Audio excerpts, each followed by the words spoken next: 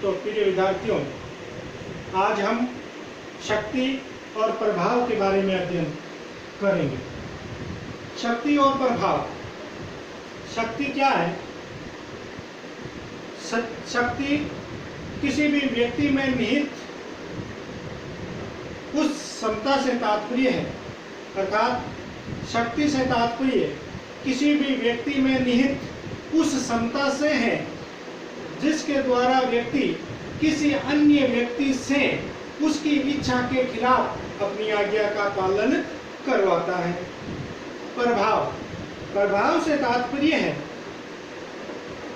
किसी भी व्यक्ति में निहित उस क्षमता से जिससे व्यक्ति किसी अन्य व्यक्ति से बिना किसी शक्ति या बल का प्रयोग किए हुए वह स्वेच्छा से उसकी आज्ञा का पालन करता है।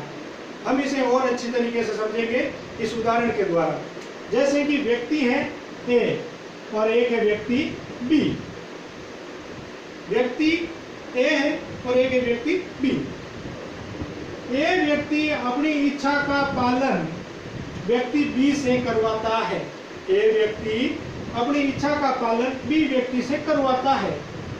ऐसा करने की इच्छा बी की नहीं है, फिर भी ये व्यक्ति इसकी इच्छा के खिलाफ अपनी आज्ञा का पालन करवाता है, तो यह शक्ति है। किसी भी व्यक्ति में निहित ऐसी क्षमता कि किसी सामने वाले व्यक्ति की इच्छा नहीं है, फिर भी उसे अपनी आज्ञा का पालन करवाना शक्ति है। दूसरा हम समझते हैं प्रभाव। प्रभाव में क्या होता है? व्यक्ति है, एक है व्यक्ति ए और एक है व्यक्ति बी।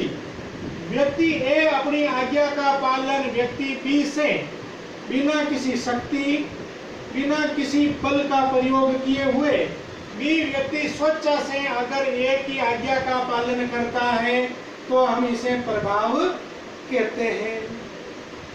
अर्थात कोई भी व्यक्ति में निहित वह क्षमता जिसमें वह किसी शक्ति या बल का प्रयोग किए बिना सामने वाला व्यक्ति स्वेच्छा से उसकी आज्ञा का पालन करता है तो वह प्रभाव कहलाता है। हम इसे और भी आसानी से समझने के लिए मैं एक उदाहरण देता हूं। भारत के अंदर अंग्रेजों ने भारतीयों के ऊपर शासन करने के लिए या भारतीयों से जबरदस्ती अपनी बात मनवाने के लिए शक्ति का प्रयोग किया था और उन लोगों के ऊपर राज किया था। लेकिन महात्मा गांधी ने एक आंदोलन चलाया था सहयोग नहीं करने का, असहयोग आंदोलन। किसी अंग्रेजों के साथ सहयोग नहीं करना, असहयोग आंदोलन चलाया था। इसके अंदर महात्मा गांधी जी ने एक आवाज दी कि जनता इन अंग्रेजों के साथ सहयोग नहीं करेगी। गांधी जी ने किसी भी प्रकार की शक्ति का प्रयोग नहीं किया, किसी भी प्रकार के बल का प्रयोग नहीं किया। लोगों ने स्वेच्छा से अपनी इच्छा से गांधी जी की बात को माना और असहयोग आंदोलन के अंदर मजदूर, किसान, छात्र, विद्यार्थी, अमीर, गरीब, गांव, शहर सारे के सारे लोग उस आंदोलन के अंदर कूद पड़े थे। तो जहां शक्ति इच्छा के खिलाफ कार्य करवाया जाता है और प्रभाव में व्यक्ति की इच्छा के खिलाफ कार्य नहीं करवाया जाता है। आपका सवाल यह बनेगा, शक्ति और प्रभाव में संबंध स्थापित कीजिए या शक्ति या प्रभाव में अंतर स्पष्ट कीजिए। तो प्रिय बच्चों, शक्ति और प्रभाव में अनेक समानताएं हैं, अनेक असमानताएं हैं। शक्ति और प्रभाव दोनों एक ही सिक्के के दो पहलू हैं। शक्ति प्रभाव को सबलता प्रदान करती है और प्रभाव शक्ति को सबलता प्रदान करता है। दोनों एक दूसरे को सबलता प्रदान करते हैं। शक्ति प्रभाव उत्पन्न करने के लिए आवश्यक है और प्रभाव शक्ति को उत्पन्न करने के लिए आवश्यक है। अर्थात दोनों ही एक दूसरे के लिए परम आवश्यक है। इतना कुछ होते हुए भी, इतनी समानताएं होते हुए भी इनके अंदर बहुत सारी असमानताएं भी निहित होती है। तो मेरे बच्चों, सबसे पहली असमानता होती है कि शक्ति जो है दमनात्मक होती है। शक्ति दमनात्मक होती है, इसके पीछे भौतिक बल निहित होता है, यानी व्यक्ति से दमन करके, व्यक्ति से जबरदस्ती उसे किसी बात को मनवाया जाता है, व्यक्ति की इच्छाओं का दमन किया जाता है। तो ये जो शक्ति होती है दमनात्मक होती है। वही प्रभाव मनोवैज्ञानिक होता है। प्रभाव किसी भी शक्ति का मोहताज नहीं होता, प्रभाव मनोवैज्ञानिक होता है, मानसिक प्रभाव पड़ता है उसके ऊपर। और वह स्वेच्छा से अगले की बात को मान लेता है, उसके लिए कहीं पर भी दमन या शक्ति की आवश्यकता नहीं पड़ती है। तो शक्ति दमनात्मक होती है, इसके पीछे सशक्त भौतिक बल निहित होता है, और प्रभाव मनोवैज्ञानिक होता है, इसके पीछे शक्ति नहीं होती है। शक्ति अप्रजातांत्रिक होती है, शक्ति जो है वो अप्रजातांत्रिक होती है और प्रभाव प्रजातांत्रिक होता है। कहने का मतलब ये शक्ति का प्रयोग कब किया जाता है? जब सामने वाले की इच्छा नहीं होती है, और जब सामने वाले की इच्छा नहीं होती है और उसे हम बात मनवाते हैं तो वह अप्रजातांत्रिक होती है, और अगर सामने वाला बात स्वेच्छा से मान जाता है तो वह एक प्रजातांत्रिक तरीका होता है। तो शक्ति ये प्रजातांत्रिक है और प्रभाव प्रजातांत्रिक होता है। शक्ति और प्रभाव का क्षेत्र, शक्ति का क्षेत्र संकीर्ण होता है, छोटा होता है। शक्ति व्यक्ति अपनी शक्ति के द्वारा 1 से लड़े, 2 से लड़े, 4 से लड़े, 10 से लड़े। प्रभाव ऐसी चीज है, एक देश का प्रधानमंत्री दिल्ली में बैठा बैठा ये कहता है कि आज के दिन संपूर्ण भारत में जनता कर्फ्यू लगाया जाता है और पूरे के पूरे भारत के लोग उस जनता कर्फ्यू का पालन करता है। क्यों?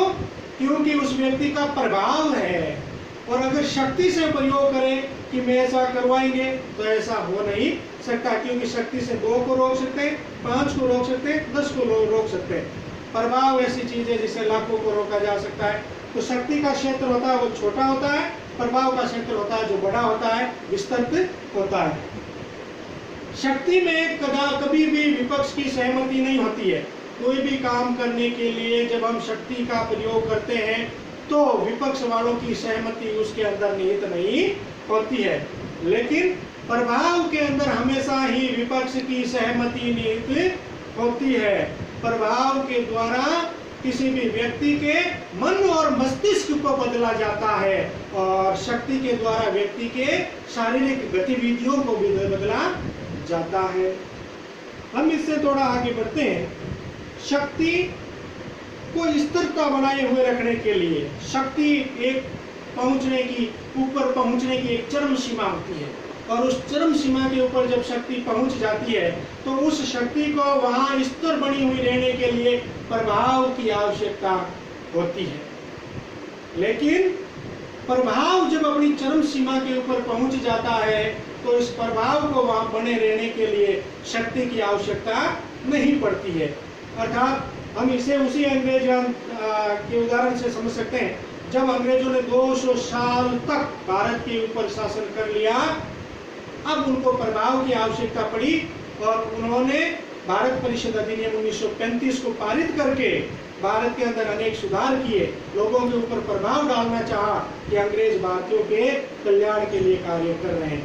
लेकिन वही जवाहरलाल नेहरू जब भारत के प्रथम प्रधानमंत्री बने थे तो उन्होंने प्रथम आम चुनाव, दूसरे आम चुनाव, तीसरे आम चुनाव, चौथे आम चुनाव तक अपनी मृत्यु तक अपने प्रभाव को बरकरार बनाए हुए रखा और कभी भी शक्ति का सहारा इस प्रभाव को विस्तार बनाए हुए रखने के लिए नहीं लिया। तो फिर ये बच्चों, आज हमने ये सीखा शक्ति क्या है, प्रभाव क्या है, दोनों एक दूसरे की पूरक हैं, दोनों के अंदर क्या अंतर है। और हम नेक्स्ट अगले वीडियो के अंदर फिर मिलेंगे, तब शक्ति के विभिन्न रूप विभिन्न प्रकार के साथ। तब तक दीजिएगा इजाजत। नमस्कार।